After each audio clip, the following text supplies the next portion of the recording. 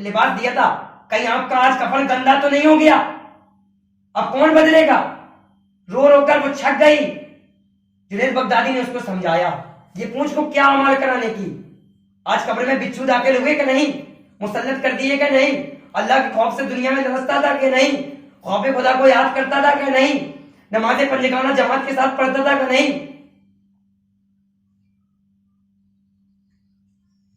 اللہ کو یاد کرتا تھا کہ نہیں؟ اس کے محبوب پر درود بھیجتا تھا کہ نہیں؟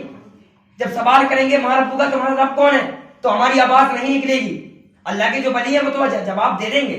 انہوں نے پوری زندگی حضرت ہمارے جن کے ہم مسلک پہ چلتے ہیں، امام اعظم ابو حنیفہ، ابھی کسی مسلمان بھائیوں سے پوچھ لو ہمارے امام کون ہیں، ہمارے چاروں امام کون ہیں جن کی ہم سنت ہے، جن کے ہم آداب پہ چلتے ہیں، تو کسی مسلمان بھائیوں کو خبر نہیں رہیں گی کہ چار امام ہیں۔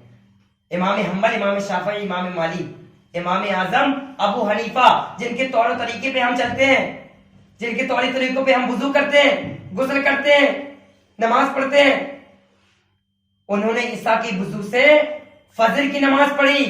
عیسیٰ کے وضو کرتے تھے، فجر کی نماز پڑھتے تھے، اتنا اللہ رب العزت کی عبادت میں مشغول رہتے تھے کہ کہیں اللہ مجھ سے ناراض تو نہیں ہو گیا، اور اتنے نیک تھے، نماز پورا زندگی جو تھی نا اللہ کے دین میں گزر گئی، کبھی کوئی غلط کام میں نہیں گزری، پھر بھی اتنا خوف تھا کہ کہیں اللہ مجھ سے ناراض نہ ہو جائے، کہیں مجھ سے ایک گناہ ہو جائے تو اللہ مجھے جہنم میں نہ ڈال دے، کہیں مجھے زندگی بھر جہنم میں نہ جلنا پڑے، کہ مجھے جہنم کا عذاب نہ سہنا پڑے۔ جب وہ فرشتہ دوسرا سوال کرے گا، ماں دینوں کا تمہارا دین کیا ہے، تمہارا دین کیا ہے، تو ہماری آواز نہیں نکلے گی۔ دین کو بھولے بیٹھے ہیں دنیا میں، ہمارا دین کیا ہے، ہمارا اسلام کیا ہے؟ قرآن بھی نہیں پڑھا، کتابی بھی نہیں پڑھی، قرآن بھی نہیں سنا، جہاں اللہ رب العزت کی باتیں بھائی ادھر بھی شامل نہیں ہوئے، نماز بھی نہیں پڑھی، کچھ ہمارے پاس نہیں ہے دکھانے کے لیے۔ ہمارا اعمال نامہ پورا خالی پڑا ہے، اس میں ایک نیکی بھی نہیں پڑی، اور قیامت کا ماحول تو یہ ہوگا جب مسلمان بھائیوں سے کہا جائے گا ماں دینوں کا تمہارا دین کیا ہے، تو پھر کیا کہے گا پتا؟ کتابوں میں آیا ہے کہ وہ یہ کہے گا ہی ہاتا مجھے کچھ نہیں آتا۔ اس کا مفہوم ہے مسلمان یہ کہے گا ہی آتا مجھے کچھ نہیں آتا، میں نے دنیا میں کچھ سیکھا نہیں، میں یہ بھی نہیں جانتا ہوں کہ میرا دین کیا ہے۔ اللہ اکبر، یہ بھی نہیں جانتے کہ میرا دین ہے کیا، دین میرا اسلام ہے۔ جب وہ آپ سے کہیں گے تمہارا دین کیا ہے، ماں دینوں کا تمہارا دین کیا ہے، تو آپ کو فخر سے کہنا چاہیے کہ میرا دین اسلام ہے، پر اتنی قوت ہماری زبان میں نہیں ہوگی، ہماری زبان اتنی نہیں ہوگی کہ ہم ان سے کہہ دیں گے وہ بھیانک فرشتہ، ہمیں تو ان کو دیکھنے ہی ساتھ جان نکل جائے گی، ہم ان کو دیکھیں گے تو ہمارا شریر کانپ جائے گا۔ وہ فرشتہ خوبصورت نہیں ہوگا جو میرا اعمال نامہ چیک کر رہا ہوگا، جو ہمارا نامہ چیک کر رہا ہوگا، خوبصورت فرشتہ نہیں، بڑے بڑے دانت، بڑی بڑی آنکھیں، بڑے بڑے بال، بڑے بڑے ناخن، پیروں سے اپنی کمر کو جوڑ دیں گے، مردے کا سینہ ایسی پکڑیں گے، ایسی پکڑ کے جوڑ دیں گے، بتا نامہ پیش کر، اس طرح سلوک کریں گے۔ اور جو اللہ کے نیک بندے ہوں گے جنہوں نے اللہ رب العزت کی عبادت میں پوری رات گزار دی ہوگی، نماز بھی ٹائم سے پڑھ رہے ہوں گے، کاروبار بھی ٹائم سے کر رہے ہوں گے، اور جو میری ماں بہنیں ہوں گی وہ اپنے پردے کا خاص خیال رکھ رہی ہوں گی، ان کا بھی کوئی جسم کا بال اور کوئی بھی سر کا بال اور جسم کا کوئی بھی اعضا اپنے لباس سے محروم نہ رہا ہوگا، ان کو بھی ان کی قبر کسادہ کر دی جائے گی۔ اور اگر محروم رہا دنیا میں بنا پردگی کے کہیں باہر نکل گئی اور بنا برقعے کے کہیں باہر نکل گئی تو اللہ رب العزت گرفتار کر دے گا، اس کو عذاب میں مبتلا کر دے گا، زندگی بھر قبر میں کیڑے کھائیں گے۔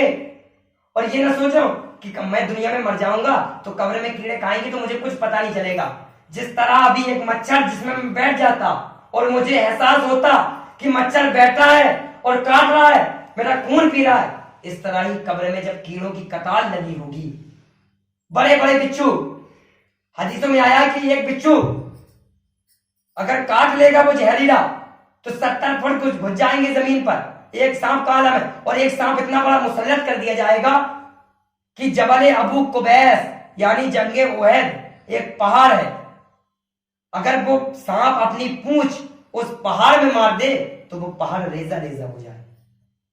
اس سانپ کی کیفیت یہ ہے جو قبر میں مسلط کرا جائے گا، تو یہ سانپ کی کیفیت ہے۔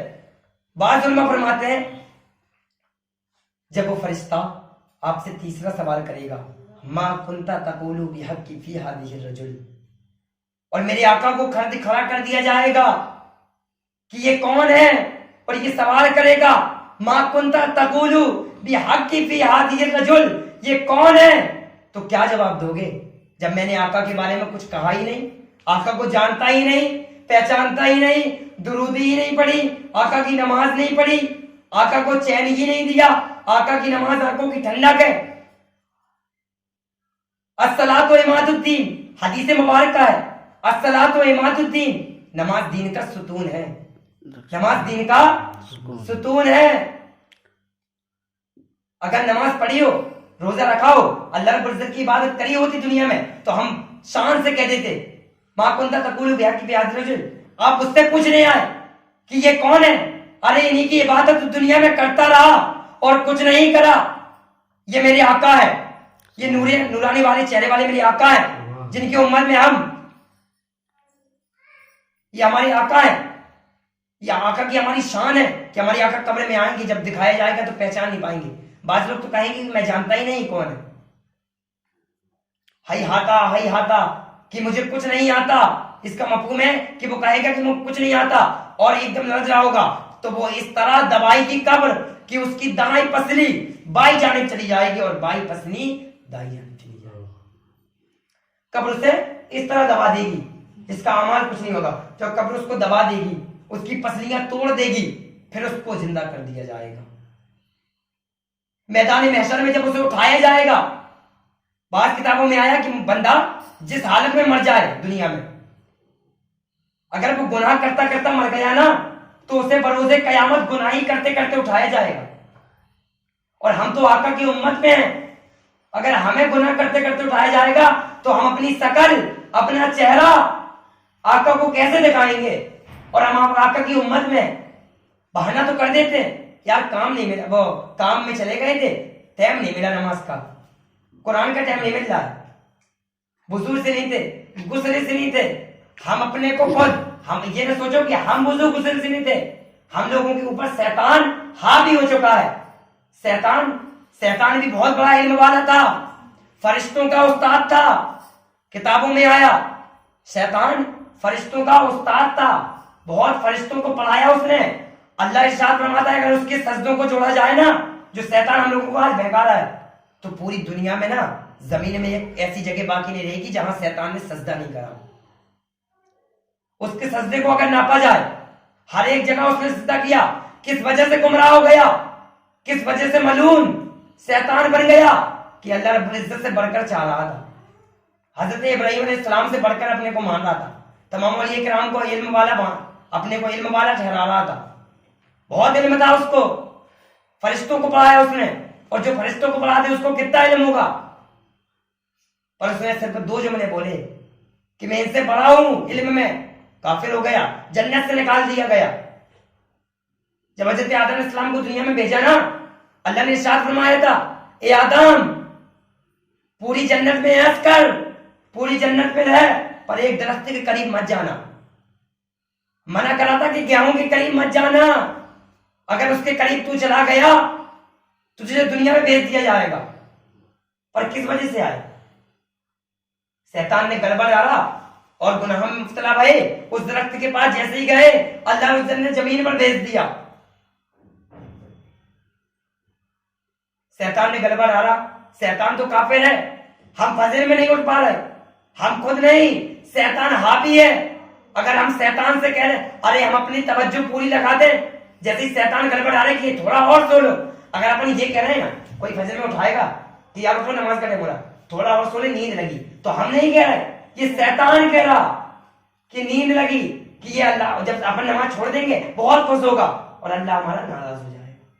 جب وہ خوش ہوگا اللہ ناراض ہو جائے گا۔ رسول کی دل سے پوچھئے میرے آقا کے دل میں کیا بیتے گی؟ بندہ فجر میں نہیں اٹھا، اور سب سے زیادہ نماز کی فضیلت فجر کی نماز میں بتائی گئی۔ نمازیں تو ترک ہو رہی ہیں، کچھ احساس نہیں نماز کا۔ اگر نیک عمل کرا ہوتا تو قبر میں جواب دے دیں گے۔